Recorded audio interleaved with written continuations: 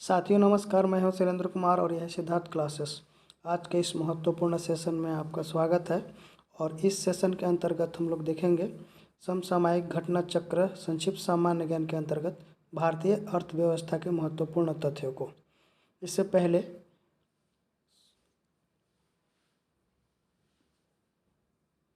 महत्वपूर्ण तथ्यों के अंतर्गत भारत का इतिहास, भारत का भूगोल, विश्व इतिहास, विश्व भूगोल तथा भारतीय राज्य व्यवस्था के महत्वपूर्ण तथ्यों को कवर कर लिया गया है।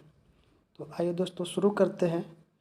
शुरू करने से पहले इस चैनल पर अगर आप नए हैं तो चैनल को सब्सक्राइब करें, लाइक करें, शेयर करें। आइए दोस्तों शुरू करते हैं। अर्थशास्त्र। अर्थशास्त्र वस्तुओं एवं सेवाओं के उत्पादन, उपभोग तथा वितरण जैसी गतिविधियों का अध्ययन करने वाला विषय है। एडम स्मिथ को अर्थशास्त्र का जनक कहा जाता है।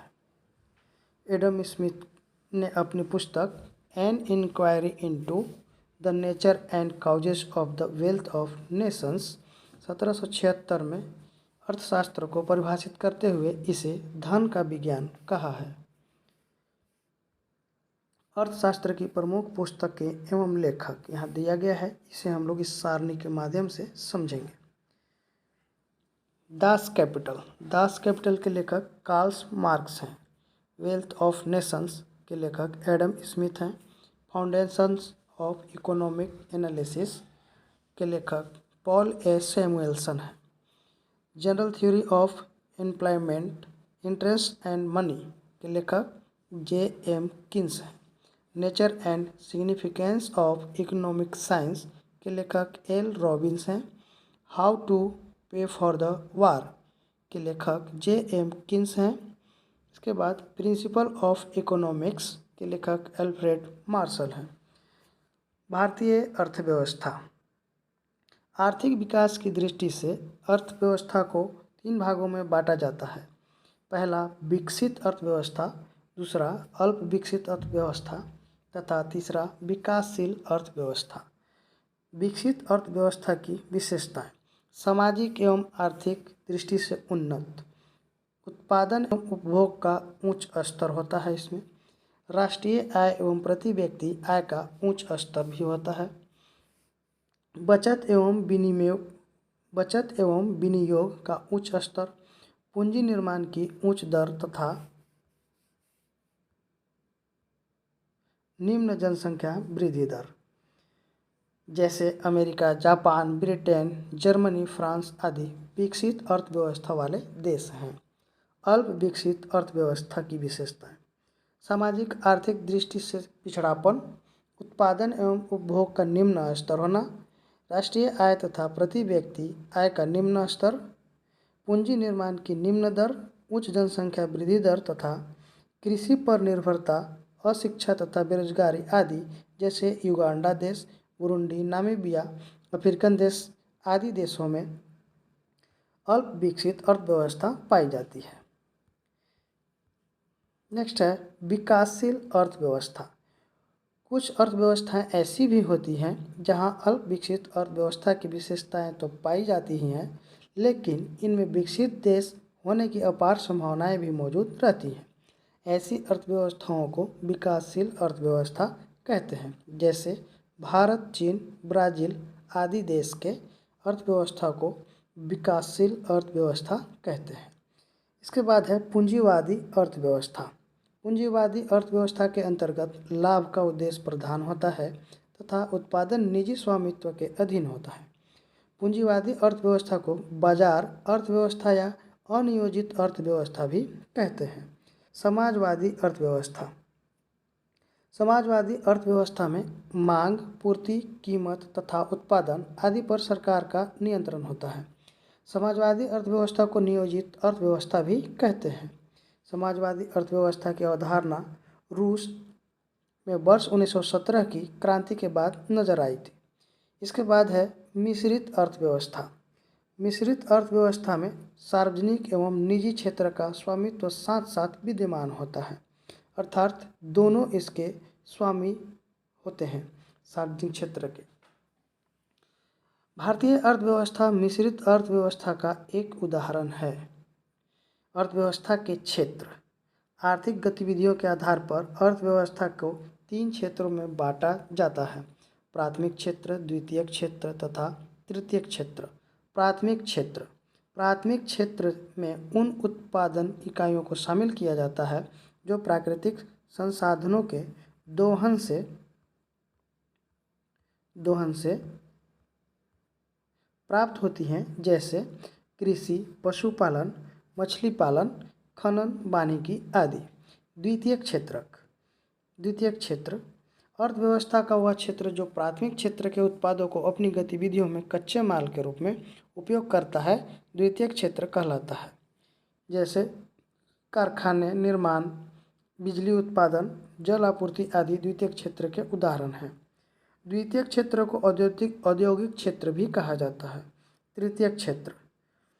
तृतीयक क्षेत्र को सेवा क्षेत्र भी कहते हैं। तृतीयक क्षेत्र में विभिन्न सेवाएं प्रदान करने वाली इकाइयां शामिल होती हैं, जैसे परिवहन, शिक्षा, बैंकिंग, बीमा, होटल, चिकित्सा, पर्यटन, सरकारी प्रशासन, वित्त इत्यादि इसके उदाहरण हैं। आर्थिक विकास की माप। आर्थिक विकास की माप और आर्थिक विकास की तुलनात्मक स्थिति को ज्ञात करने की प्रमुख विधियां निम्नलिखित हैं। पहला, आधारभूत आवश्यकता प्रत्यागम। दूसरा, जीवन की भौतिक गुणवत्ता निर्देशांक प्रत्यागम।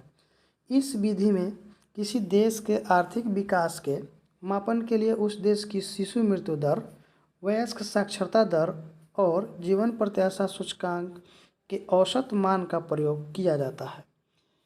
तीसरा है क्रय शक्ति समता विधि।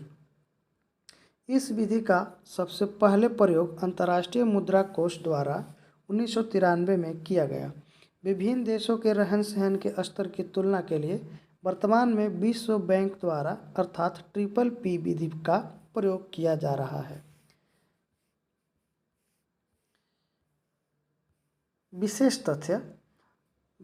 विश्व बैंक के आंकड़ों के अनुसार वर्ष 2019 में सकल राष्ट्रीय आय GNI क्रय शक्ति क्षमता के आधार पर भारत विश्व की तीसरी सबसे बड़ी अर्थव्यवस्था है। प्रथम व द्वितीय स्थान पर क्रमशः चीन तथा अमेरिका है। 1 जुलाई 2021 को जारी विश्व बैंक आंकड़ों के अनुसार GDP के आधार पर वर्ष 2020 में विश्व की सबसे बड़ी अर्थव्यवस्था संयुक्त राज्य अमेरिका की है। भारत का स्थान क्रमशः संयुक्त राज्य अमेरिका, चीन, जापान, जर्मनी एवं UK के बाद छठवां है। मानव विकास सूचकांक। मानव विकास सूचकांक की अवधारणा का प्रतिपादन 1990 में अर्थशास्त्री महबूब उल हक और उनके सहयोगियों द्वारा किया गया। मानव विकास सूचकांक के अंतर्गत निम्नलिखित 3 चरणों को शामिल किया जाता है। पहला, जीवन प्रत्याशा सूचकांक।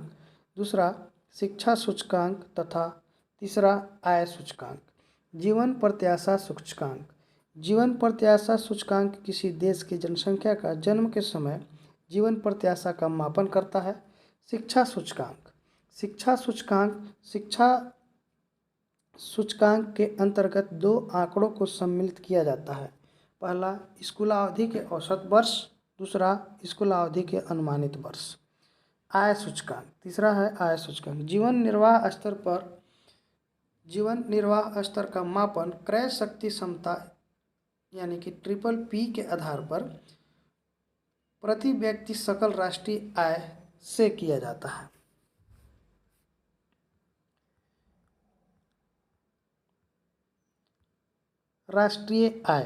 राष्ट्रीय आय लेखांकन के जन्मदाता नोबेल पुरस्कार विजेता साइमन कुटनेस को माना जाता है। भारत में सर्वप्रथम दादा भाई नौरोजी ने भारत की राष्ट्रीय आय और प्रति व्यक्ति आय की गणना की थी। नौरोजी द्वारा 1868 ईस्वी में भारत की प्रति व्यक्ति आय 20 रुपये बताई गई थी। राष्ट्रीय आय की गणना के लिए वर्ष 1949 में भारत सरकार द्वारा PC महालनोबिस की अध्यक्षता में राष्ट्रीय आय समिति का गठन किया गया था। मई 2019 से पूर्व राष्ट्रीय आय की गणना का कार्य मई 1951 में स्थापित केंद्रीय सांख्यिकी कार्यालय द्वारा किया जाता था, जबकि वर्तमान में यह कार्य राष्ट्रीय सांख्यिकी कार्यालय अर्थात NSO नेशनल स्टैटिस्टिक्स ऑफिस द्वारा किया जा रहा है। राष्ट्रीय आय की गणना। राष्ट्रीय आय की गणना 3 विधियों से की जाती है। पहला साधन लागत या आय विधि, दूसरा उत्पादन विधि एवं तीसरा व्यय विधि। भारत में राष्ट्रीय आय की गणना हेतु आय विधि तथा उत्पादन विधि दोनों प्रयोग किए जाते हैं। राष्ट्रीय आय की प्रमुख अवधारणाएं। Important concepts of national income.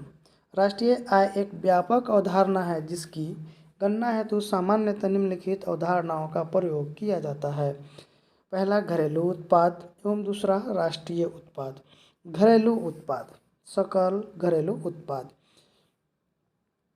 किसी एक वित्तीय वर्ष में किसी देश में निवास करने वाले सभी व्यक्तियों द्वारा अंतिम रूप से उत्पादित वस्तुओं एवं सेवाओं से अर्जित कुल आय को सकल घरेलू उत्पाद कहते हैं।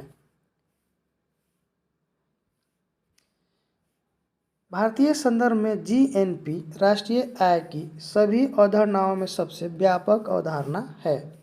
GNP बराबर GDP प्लस विदेशों से अर्जित विशुद्ध आय। इसके बाद है निव्वल राष्ट्रीय उत्पाद।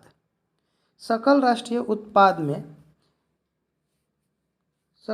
उत्पाद में से पूंजीगत वस्तुओं के मूल्यह्रास को घटा देने पर जो प्रतिफल प्राप्त होता है उसे निव्वल राष्ट्रीय उत्पाद या राष्ट्रीय आय कहते हैं।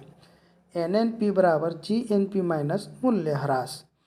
प्रति व्यक्ति आय बराबर राष्ट्रीय आय बटा जनसंख्या होता है। भारत में नियोजन। भारत में पंचवर्षीय योजनाओं के शुरुआत पूर्व सोवियत संघ के नियोजन पद्धति से प्रेरित है। भारत वर्ष 1951 से वर्ष 2017 तक 12 पंचवर्षीय योजनाओं एवं 6 वार्षिक योजनाओं की विकास यात्रा तय कर चुका है। भारत में आर्थिक नियोजन पर सर्वप्रथम चर्चा पर वर्ष 1934 से प्रारंभ हुई जब M विश्वेश्वरैया ने प्लान्ड इकोनॉमी फॉर इंडिया नामक पुस्तक लिखी। इसीलिए विश्वेश्वरैया को भारत के आधुनिक नियोजन का प्रणेता भी कहा जाता है। आर्थिक नियोजन वह प्रक्रिया है जिसके अंतर्गत पूर्व निर्धारित उद्देश्यों की प्राप्ति हेतु सीमित प्राकृतिक संसाधनों का कुशलतम उपयोग किया जाता है। भारत में नियोजन के लक्ष्य तथा सामाजिक उद्देश्यों के स्रोत संविधान में उल्लेखित राज्य के नीति निर्देशक तत्वों द्वारा निर्धारित होते हैं। नियोजन भारतीय संविधान की 7वीं अनुसूची के समवर्ती सूची में भी उद्धृत है। वर्ष 1938 में कांग्रेस अध्यक्ष सुभाष चंद्र बोस ने पंडित जवाहरलाल नेहरू की अध्यक्षता में राष्ट्रीय नियोजन समिति की स्थापना की। इसके बाद है वर्ष 1943 में श्रीमन नारायण अग्रवाल ने गांधीवादी सिद्धांतों पर आधारित गांधीवादी योजना तैयार किया। वर्ष 1944-45 में मुंबई के 8 उद्योगपतियों JRD टाटा, घनश्याम दास बिरला, आरदेशीर दलाल, पुरुषोत्तम दास ठाकुर दास, डॉक्टर जॉन मथाई, श्री राम कस्तूरी भाई लाल तथा AD श्रॉफ ने भारत के आर्थिक विकास हेतु एक 15 वर्षीय योजना प्रस्तुत की जिसे बॉम्बे प्लान या टाटा बिरला योजना के नाम से जाना जाता है। ब्रिटिश सरकार ने भी वर्ष 1944 में नियोजन एवं विकास विभाग की स्थापना की जिसके अध्यक्ष सर आरदेशीर दलाल थे। MN राय तथा भारतीय श्रमिक संघ की ओर से रूसी योजना से अभिप्रेरित जन योजना नामक योजना प्रस्तुत की गई। वर्ष 1950 में जयप्रकाश नारायण द्वारा शोषण विहीन समाज की स्थापना हेतु सर्वोदय योजना की प्रस्तुति की गई। स्वतंत्रता प्राप्ति के उपरांत अखिल भारतीय कांग्रेस समिति ने वर्ष 1947 में पंडित जवाहरलाल नेहरू की अध्यक्षता में आर्थिक कार्यक्रम समिति का गठन किया। इस समिति ने 25 जनवरी 1948 को अपने एक प्रस्ताव में यह सिफारिश की कि देश में एक अस्थायी योजना आयोग की स्थापना होनी चाहिए। सिफारिश के फलस्वरूप 15 मार्च 1950 को मंत्रिमंडलीय प्रस्ताव द्वारा योजना आयोग का गठन किया गया जिसकी अनुशंसा पर प्रथम पंचवर्षीय योजना 1 अप्रैल 1951 से लागू हुई। यहाँ देख सकते हैं सारणी में कुछ महत्वपूर्ण तथ्य दिया गया है जिसे हम लोग ध्यान से देखेंगे। प्रथम पंचवर्षीय योजना, इसका लक्ष्य और कितना प्राप्त हुआ था इसे देख सकते हैं, और क्या क्या निर्णय लिया गया था उसके बारे में भी कुछ दिया गया है। यहाँ देख सकते हैं प्रथम पंचवर्षीय योजना जो कि 1951 से 1956 का था। इसमें शरणार्थियों का पुनर्वास हुआ, कृषि क्षेत्र का विकास पर ध्यान दिया गया तथा राष्ट्रीय प्रसार सेवा का प्रारंभ, संतुलित विकास नीति पर ध्यान दिया गया। लक्ष्य निर्धारित किया गया था 2.1%, परंतु 3.6 की प्राप्ति हुई। हैडर डोमर समृद्धि मॉडल पर यह आधारित था। सामुदायिक विकास योजना को सर्वोच्च प्राथमिकता, न्यूनतम समय खाद्यान्न में आत्मनिर्भरता प्राप्ति, लघु एवं कुटीर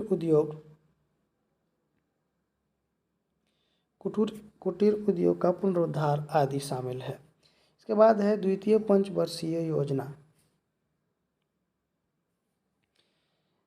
1956 से 61। आधारभूत एवं भारी उद्योगों के विकास के साथ तीव्र औद्योगिकरण पर बल दिया गया। राष्ट्रीय आय में भी बल दिया गया जो कि 25% की वृद्धि की गई। बड़े पैमाने पर रोजगार सृजन आदि का ध्यान रखा गया।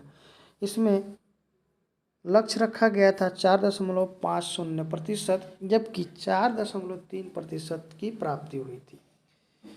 पीसी महालनोबिस की 4 क्षेत्रीय मॉडल पर आधारित थी यह योजना।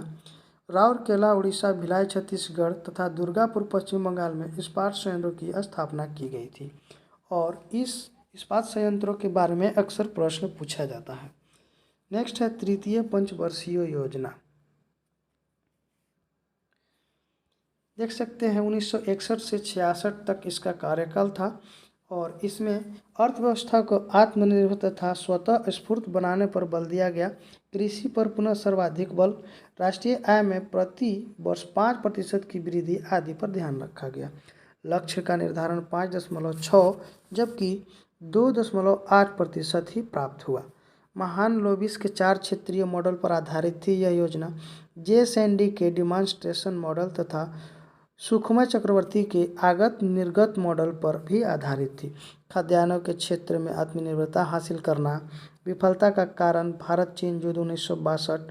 इसका विफल होने का क्या कारण था? तो भारत चीन युद्ध हुआ था जो 1962 में। भारत पाक 1965 में युद्ध हुआ था तथा 1965-66 में सूखा भी पड़ गया था। इसके वजह से यह पंचवर्षीय योजना विफल रहा था। विशेष तथ्य क्या दिया गया है? वर्ष 1966 से 69 के बीच 3 वार्षिक योजनाएं बनाई गई। इस अवधि को योजना अवकाश भी कहा जाता है।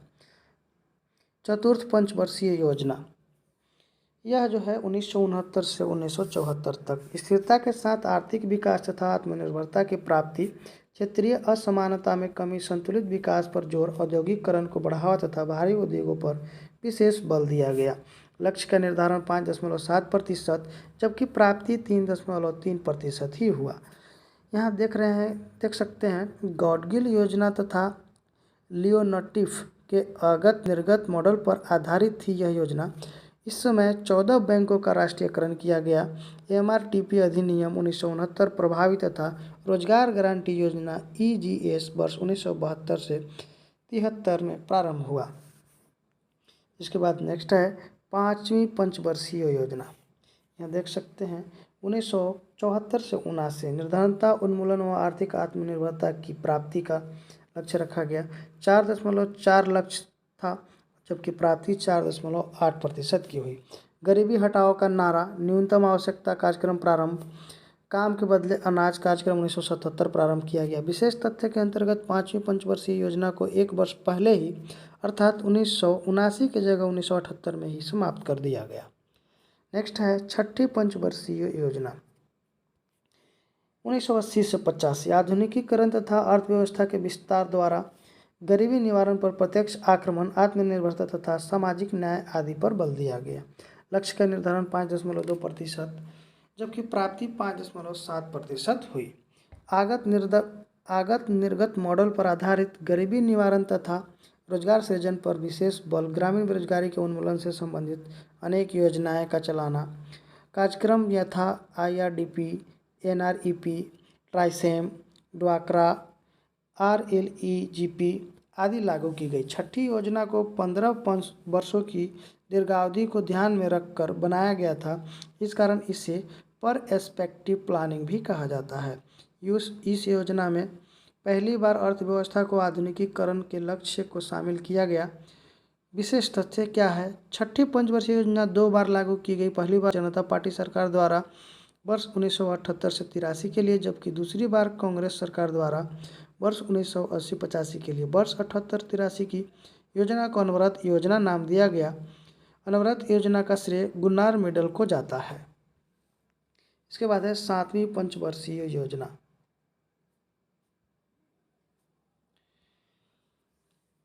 1985 से 90 आधुनिकीकरण, आत्मनिर्भरता, सामाजिक न्याय पर बल दिया गया। लक्ष्य का निर्धारण 5% रहा, जबकि प्राप्ति 6% हुआ। दीर्घकालिक विकास विधि एवं उदारीकरण मॉडल पर आधारित इंदिरा आवास योजना, जवाहर रोजगार योजना तथा नेहरू रोजगार योजना का प्रारंभ किया गया।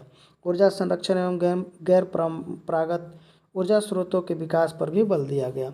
विशेष तथ्य नोट: 1 अप्रैल 1909 31 मार्च 1992 तक 2 वर्षीय योजनाएं चलाई गई। इसके बाद है 8वीं पंचवर्षीय योजना। 1992 से 97 मानव संसाधन विकास, शताब्दी के अंत तक पूर्ण रोजगार सृजित करना, जनसंख्या वृद्धि दर पर नियंत्रण करना। यहाँ देख सकते हैं 5.6 लक्ष्य का निर्धारण किया गया, जबकि 6.8 लक्ष्य की प्राप्ति हुई। जॉन डब्ल्यू मुलर मॉडल पर आधारित प्राथमिक शिक्षा का सार्वभौमिकरण, 15 से 35 वर्ष आयु समूह में निरक्षरता उन्मूलन, नियंत्रण, पेयजल तथा स्वास्थ्य का सार्वभौमिकरण आदि किया गया। नेक्स्ट है 9वीं पंचवर्षीय योजना। 9वीं पंचवर्षीय योजना 1997 से 2002 तक सामाजिक न्याय एवं समता के आर्थिक विकास पर बल दिया गया। 6.5% लक्ष्य का निर्धारण, जबकि 5.4% ही लक्ष्य की प्राप्ति हुई। इस योजना में 7 बुनियादी न्यूनतम सेवाओं, जिनमें सभी के लिए प्राथमिक शिक्षा, बेघरों के लिए घर, बच्चों के लिए पोषक आहार, सभी गांवों तथा बस्तियों के लिए सड़क, गरीबों के लिए सार्वजनिक वितरण व्यवस्था को बेहतर बनाना आदि पर बल दिया गया। राजकोषीय समेकन की नीति लागू की गई। नवी योजना से सार्वजनिक क्षेत्र पर बल देने की प्रवृत्ति में कमी आई तथा निर्देशात्मक योजना की शुरुआत हुई। चलिए यहाँ देख सकते हैं 10वीं पंचवर्षीय योजना 2002 से 2007। 10वीं पंचवर्षीय योजना अधिक व्यापक आगत निर्गत मॉडल पर आधारित थी। 10वीं योजना की कूटनीति 2 आधारभूत तत्वों पर आधारित थी। इसके बाद है विगत वर्षों में प्राप्त उपलब्धियों को अक्षुण्ण बनाए रखते हुए इन्हीं पर आगे का विकास करना। विगत वर्षों में अर्थव्यवस्था के विभिन्न क्षेत्रों के विकास में आई बाधाओं को प्राथमिकता के आधार पर दूर करना। 10वीं पंचवर्षीय योजना में वास्तविक समृद्धि दर 7.6% थी। यद्यपि यह योजना अपने लक्ष्य 8% से कम रही, तथापि यह इस समय तक की सर्वाधिक वृद्धि दर वाली योजना थी। इसके बाद है कि 11वीं पंचवर्षीय योजना देखते हैं।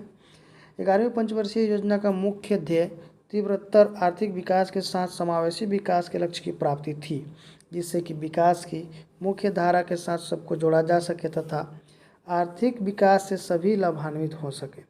11वीं पंचवर्षीय योजना अवधि के दौरान 9% विकास दर का लक्ष्य रखा गया था, जबकि वास्तविक प्राप्ति 8% की हुई।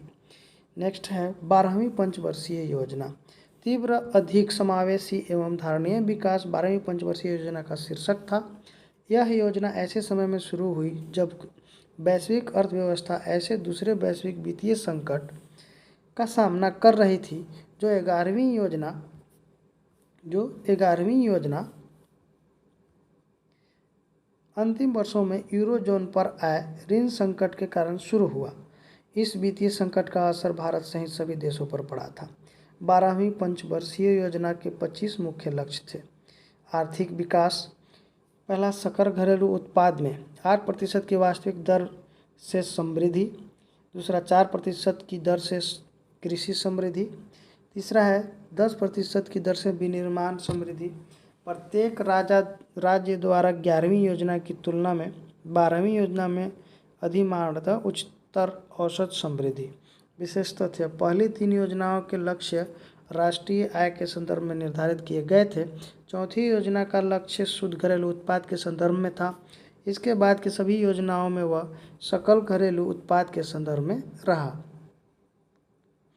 नीति आयोग। राष्ट्रीय भारत रूपांतरण संस्थान नीति आयोग की स्थापना सरकारी संकल्प द्वारा 1 जनवरी 2015 को की गई।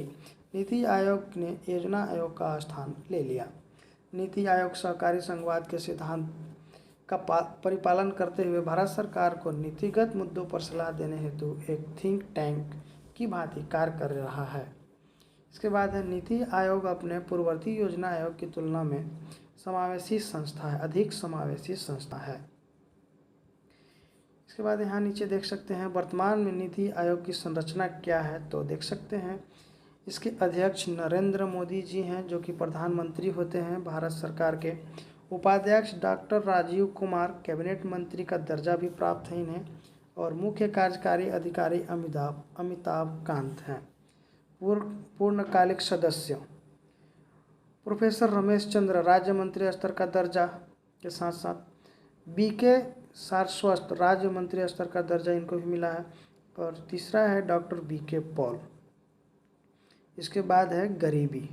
गरीबी या निर्धनता उस स्थिति को कहते हैं जब किसी व्यक्ति की मूलभूत आवश्यकताओं जैसे भोजन, वस्त्र, आवास आदि की पूर्ति नहीं हो पाती है। सैद्धांतिक रूप में गरीबी की माप करने के लिए सापेक्ष एवं निरपेक्ष प्रतिमानों का प्रयोग किया जाता है। सापेक्ष गरीबी यह स्पष्ट करती है कि विभिन्न आय वर्गों के बीच कितनी विषमता है। इसे मापने हेतु सामान्यतः 2 विधियों का प्रयोग किया जाता है। पहला लॉरेंज वक्र और दूसरा गुणांक गिनी गुणांक। इसके बाद है लॉरेंज वक्र तथा गिनी गुणांक दोनों ही आय विषमता की माप से संबंधित हैं। लॉरेंज वक्र को वर्ष 1905 में मैक्स और लॉरेंज ने तथा गिनी गुणांक को वर्ष 1912 में कोरेडो गिनी ने विकसित किया था, जो कि इटली के रहने वाले थे। निरपेक्ष गरीबी।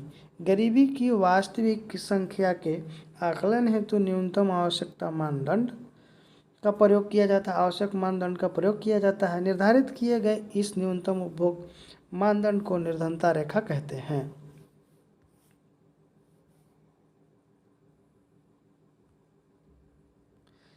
भारत में गरीबी की माप के लिए निरपेक्ष प्रतिमान का प्रयोग किया जाता है। भारत में गरीबी निर्धारण के प्रमुख प्रयास, क्या क्या प्रयास किया गया है देख सकते हैं। तो दादा भाई नौरोजी की पुस्तक poverty and un British rule in India में पहली बार गरीबी के मापन की अवधारणा प्रस्तुत की गई। योजना आयोग द्वारा देश में गरीबी की माप के लिए वर्ष 1989 में प्रोफेसर डी लकड़वाला की अध्यक्षता में एक समिति गठित की गई थी। योजना आयोग ने भारत में गरीबी के आकलन हेतु सुरेश तेंदुलकर की अध्यक्षता में वर्ष 2005 में समिति गठित की, जिसने अपनी रिपोर्ट वर्ष 2009 में पेश की थी। जून 2012 में योजना आयोग ने गरीबी निर्धारण के लिए सी रंगराजन की अध्यक्षता में समिति का गठन किया। इस समिति ने 30 जून 2014 को अपनी रिपोर्ट प्रस्तुत की थी। रंगराजन समिति ने ग्रामीण क्षेत्र के लिए 972 रुपये प्रति व्यक्ति और शहरी क्षेत्र के लिए 1407 रुपये प्रति व्यक्ति मासिक उपभोग व्यय से कम उपभोग व्यय वाले व्यक्तियों को गरीबी रेखा से नीचे माना है। गरीबी निवारण एवं कल्याणकारी योजनाएं। राष्ट्रीय खाद्य सुरक्षा अधिनियम 2013। इसके बारे में देखिए क्या लिखा गया है। सरकार द्वारा राष्ट्रीय खाद्य सुरक्षा अधिनियम 2013 पारित किया गया, जिसका उद्देश्य देश के प्रत्येक नागरिक को पर्याप्त मात्रा में खाद्यान्न उपलब्ध कराना है, जिससे उन्हें खाद्य एवं पोषण सुरक्षा मिले तथा वे गरिमापूर्ण जीवन जी सकें। इस अधिनियम के अंतर्गत 75% ग्रामीण आबादी तथा 50% शहरी आबादी अर्थात लगभग 2/3 यानी कि 67% आबादी को भोजन का कानूनी अधिकार प्रदान किया गया। अंत्योदय अन्न योजना। इस योजना की शुरुआत 25 दिसंबर 2000 को 1 करोड़ अति निर्धन परिवार को रियायती दर पर खाद्यान्न उपलब्ध कराने के उद्देश्य से की गई थी। वर्तमान में इस योजना के तहत भारत के 2.5 करोड़ गरीब जो गरीबी रेखा से नीचे 38% परिवार को प्रति माह 35 केजी अनाज रियायती दर अर्थात 3 रुपये तथा 2 रुपये प्रति किलोग्राम चावल गेहूँ दिया जाता था। प्रधानमंत्री किसान संपदा योजना मई 2017 में केंद्र प्रायोजित योजना संपदा, जिसका फुल फॉर्म होता है scheme for agro marine processing and development of agro processing cluster को मंजूरी प्रदान की गई, जिसका 26 मई 2017 को पुनर्नामकरण करते हुए किसान संपदा योजना कर दिया गया। वर्तमान में यह योजना प्रधानमंत्री किसान संपदा योजना के नाम से जानी जाती है। प्रधानमंत्री किसान संपदा योजना एक व्यापक पैकेज है, जिसके परिणाम स्वरूप खेत से लेकर खुदरा बिक्री केंद्रों तक दक्ष आपूर्ति श्रृंखला प्रबंधन के साथ आधुनिक अवसंरचना का सृजन होगा।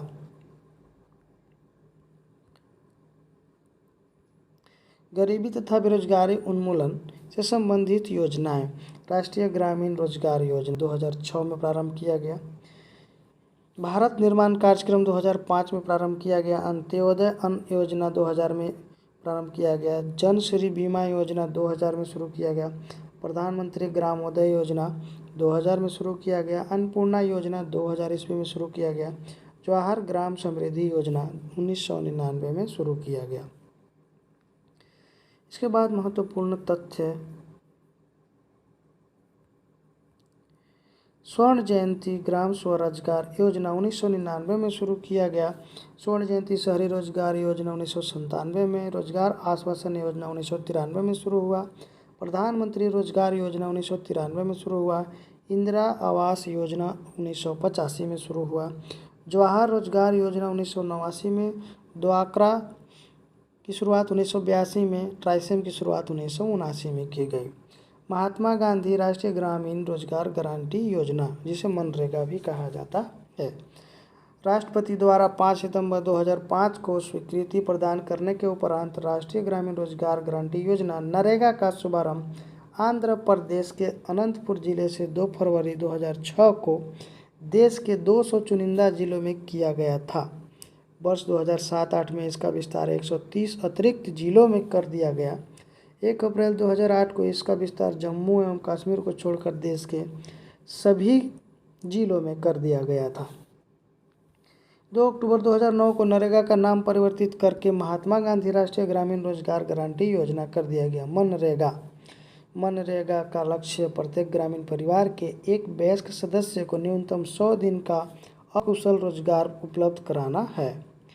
प्रधानमंत्री कौशल विकास योजना, प्रधानमंत्री की अध्यक्षता वाले केंद्रीय मंत्रिमंडल ने 1500 करोड़ रुपए की लागत वाली प्रधानमंत्री कौशल विकास योजना को 20 मार्च 2015 को मंजूरी प्रदान की तथा इसे 15 जुलाई 2015 को प्रारंभ कर दिया। इस योजना का कार्यान्वयन कौशल विकास एवं उद्यमिता मंत्रालय के अधीन राष्ट्रीय कौशल विकास निगम द्वारा किया जा रहा है। इसके बाद हम लोग इस महत्वपूर्ण तथ्य को केंद्रीय योजनाएं परियोजनाएं के बारे में अगले वीडियो में पढ़ेंगे। और यह वीडियो कैसा लगा कमेंट बॉक्स में ज़रूर बताएंगे। इस चैनल पर अगर आप नए हैं तो चैनल को सब्सक्राइब करेंगे, लाइक करेंगे, शेयर करेंगे। इस सेशन में अंत तक बने रहने के लिए धन्यवाद। मिलते हैं नेक्स्ट वीडियो में, तब तक के लिए नमस्कार।